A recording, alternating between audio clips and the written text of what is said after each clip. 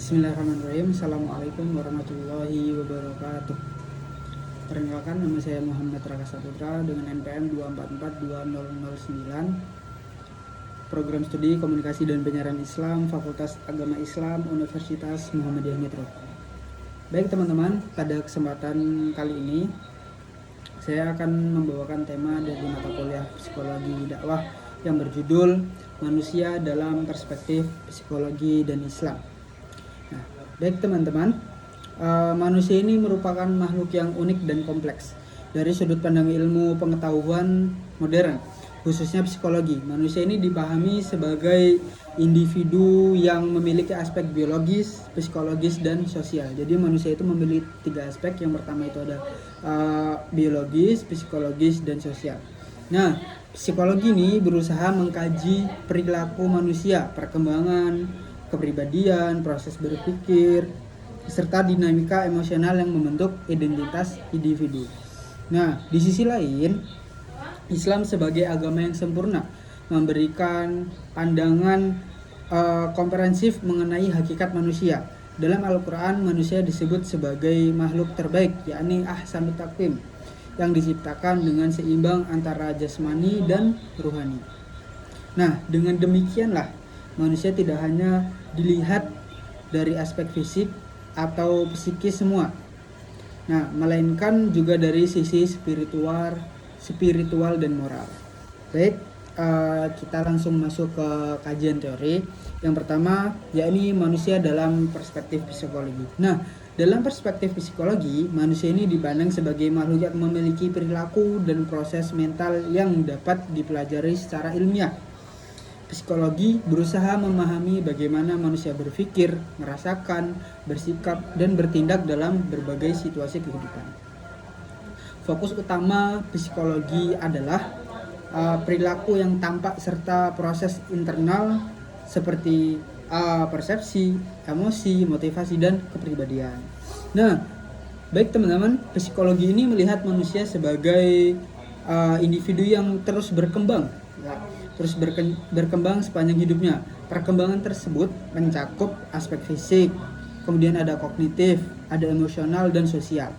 Nah, mulai dari masa kanak-kanak hingga dewasa, setiap tahap perkembangan memiliki karakteristik dan tantangan tersendiri yang memengaruhi terbentuknya kepribadian dan cara individu itu berinteraksi dengan lingkungannya. Baik, kita lanjut teman-teman ke yang kedua, yaitu ada manusia dalam perspektif Islam. Nah, tadi itu kan yang pertama dalam perspektif psikologi, kemudian ini yang kedua ini dalam perspektif Islam. Nah, Islam memberikan pandangan yang lebih holistik lagi mengenai manusia. Dalam Al-Quran, manusia disebut banyak sekali dengan istilah-istilah di dalam Al-Quran. Itu ada yang menyebutkan insan, ada yang menyebutkan bashar, ada yang menyebutkan annas, dan masih banyak yang lain-lainnya. Nah, baik, kita akan bahas poin-poin daripada manusia dalam perspektif Islam. Kemudian yang pertama itu ada manusia sebagai makhluk spiritual. Allah Subhanahu wa taala berfirman dalam Al-Qur'an surat Al-Hijr yang artinya, maka apabila aku telah menyempurnakan kejadiannya dan meniupkan ke dalamnya ruh, maka tunduklah kamu kepadanya dengan bersujud. Nah, baik, ayat ini menegaskan bahwa manusia memiliki dimensi ruhani yang bersumber langsung dari Allah Subhanahu wa taala. Jadi manusia itu memiliki dimensi roh ya yang bersumber langsung dari Allah Subhanahu wa taala, yang mana sudah dijelaskan dari ayat tersebut. Kita diberitakan untuk bersujud kepada Allah Subhanahu wa taala. Kemudian yang kedua, yaitu ada manusia sebagai khalifah di bumi. Nah, dalam Quran surat Al-Baqarah ayat 30, Allah menyatakan bahwa manusia diangkat sebagai khalifah di bumi.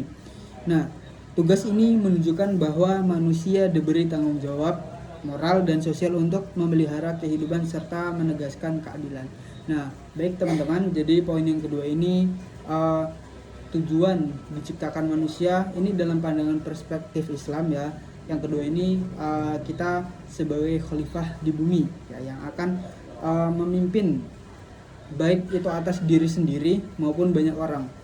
Makanya kita diberi amanah, kita diberi tanggung jawab atas diri kita sendiri untuk bagaimana kita bisa memimpin diri kita kepada jalan kebenaran. Baik teman-teman, kemudian lanjut yang ketiga. Nah, yang ketiga ini manusia sebagai makhluk yang berakhlak. Rasulullah SAW bersabda, sesungguhnya aku diutus ke muka bumi ini untuk menyempurnakan akhlak. Nah, hadis ini teman-teman menegaskan bahwa hakikat manusia dalam Islam adalah makhluk yang berakhlak, yang orientasinya pada kebaikan. Jadi akhlak itu ada dua teman-teman, ada akhlak mahmudah sama ada akhlak yang baik dan ada akhlak yang buruk teman-teman gitu. Nah, baik yang keempat itu ada keseimbangan jasmani dan rohani. Nah, baik teman-teman, Islam tidak hanya memandang manusia dari aspek fisik saja, nah tetapi juga secara spiritual. Dalam Quran surat At-Tin ayat ke-4 menyebut bahwa manusia diciptakan dalam bentuk terbaik, ya ini Hasanut Taqim ya teman-teman. Nah, namun bisa jatuh ke tempat yang hina bila tidak menjaga nilai-nilai keimanannya. Baik. Jadi kita ini sudah diberikan tubuh, kita sudah diberikan badan, kita sudah diberikan jasad oleh Allah Subhanahu wa taala itu dengan Hasanut Taqim. Cuman ketika kita tidak menerapkan nilai-nilai keimanan yang ada di dalam diri kita tidak akan disebut sebagai Hasanut Taqim. Karena hakikatnya Hasanut Taqim itu yang mana dia bisa menegakkan nilai-nilai keimanan kepada Allah Subhanahu wa taala.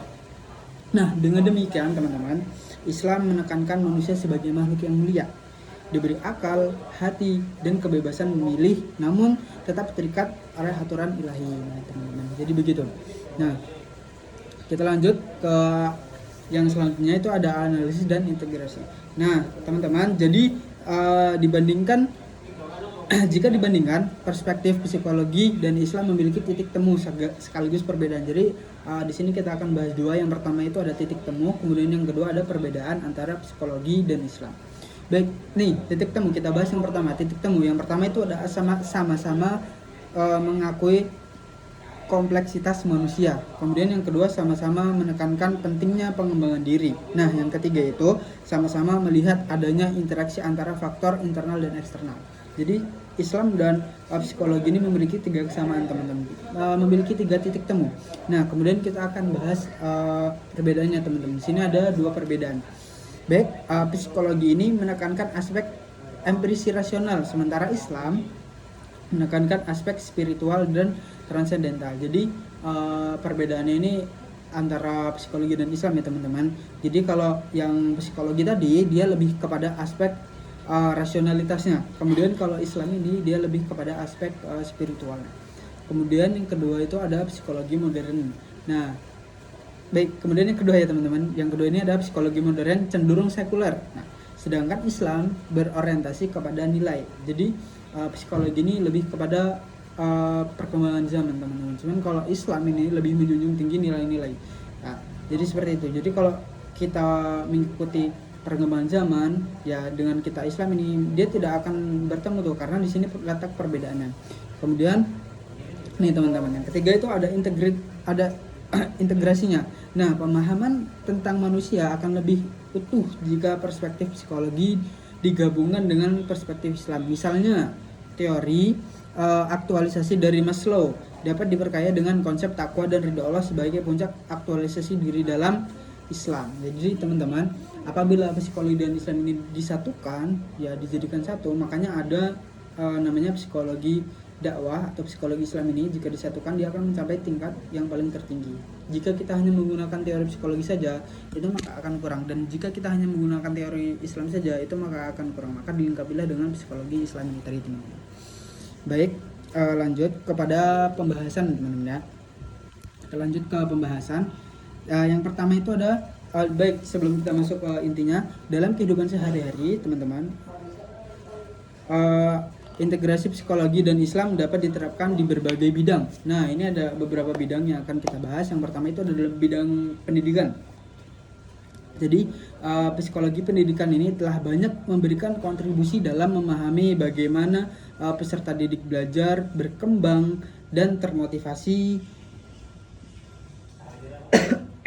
Nah, teori-teori seperti kognitivitas dan humanistik membantu guru dalam menentukan strategi pembelajaran yang tepat. Nih, misalnya teman-teman, teori reinforcement Skinner. Nah, bisa dipakai untuk membentuk perilaku positif melalui pemberian penghargaan. Nah, kemudian dalam perspektif Islam, pendidikan tidak hanya bertujuan mencerdaskan akal. Nah, tetapi juga membentuk akhlak mulia. Rasulullah SAW menegaskan pentingnya menuntut ilmu sebagai kewajiban setiap muslim. Nah, talabul ilmi fardhatun ala kulli muslimin. Nah, dengan integrasi keduanya, pendidikan modern tidak hanya menghasilkan peserta didik yang cerdas secara intelektual, tapi juga memiliki karakter Islami, akhlak yang baik. Makanya pentingnya menggabungkan antara psikologi dan Islam agar peserta didik tidak hanya memiliki karakter yang cerdas, akan tapi memiliki sifat atau memiliki akhlak yang mulia gitu. Kemudian yaitu ada yang kedua dalam bidang kesehatan mental. Nah, psikologi klinis berfokus pada upaya mendiagnosis dan menangani gangguan mental melalui konseling. Nah, kemudian Islam juga memberikan spiritual healing. Jadi kalau yang psikologi tadi itu dia melalui konseling. Nah, Islam juga dia memberikan spiritual healing melalui ibadah, zikir, doa serta keyakinan kepada qada dan qadar Allah. Penelitian modern menunjukkan bahwa praktik keagamaan mampu meningkatkan ketenangan jiwa dan daya tahan mental. Nah, dengan integritas keduanya, seseorang bisa memperoleh kesehatan mental yang lebih stabil. Yang pertama, dia sudah terapi psikologi, datang ke konseling, kemudian dia meningkatkan aspek-aspek spiritual dalam kehidupannya, maka itu akan lebih membantu dalam membentuk mental yang sudah hancur tadi. Baik, kita lanjut yang ketiga, yaitu kehidupan sosial. Psikologi sosial menjelaskan interaksi manusia dalam kelompok, dinamika kepemimpinan, serta faktor-faktor yang mempengaruhi perilaku sosial. Nah, konsep-konsep seperti empati dan komunikasi efektif menjadi penting dalam kehidupan sehari-hari. Kemudian dalam Islam, hubungan sosial dibangun atas dasar ukhuwah Islamiyah, persaudaraan sesama muslim. Nah, Allah Subhanahu wa taala sudah berfirman dalam surat Al-Hujurat ayat 13, ya di sini Allah menegaskan bahwa Allah menciptakan manusia itu berbangsa-bangsa dan bersuku-suku agar saling mengenal, bukan untuk bermusuhan. Nah, integrasi keduanya melahirkan masyarakat yang harmonis, saling menghargai, dan berorientasi kepada kemaslahatan bersama. Jadi begitu, ketika psikologi dan Islam ini digabungkan, maka itu akan mencapai puncak yang memiliki kemaslahatan bersama. Nah, baik teman-teman, kita sampai di penghujung, yakni penutup. Baik, kesimpulannya, nah, manusia itu adalah makhluk yang kompleks, memiliki dimensi jasmani, psikis, dan rohani. Nah, psikologi ini memberikan penjelasan ilmiah mengenai perilaku dan proses mental manusia. Sementara Islam memberikan pandangan transendental tentang manusia sebagai khalifah dan hamba Allah. Nah, integrasi keduanya ini menghasilkan pemahaman yang menyeluruh sehingga manusia dapat membanggakan dirinya secara seimbang. Baik teman-teman, mungkin sekian yang bisa saya sampaikan pada kesempatan kali ini.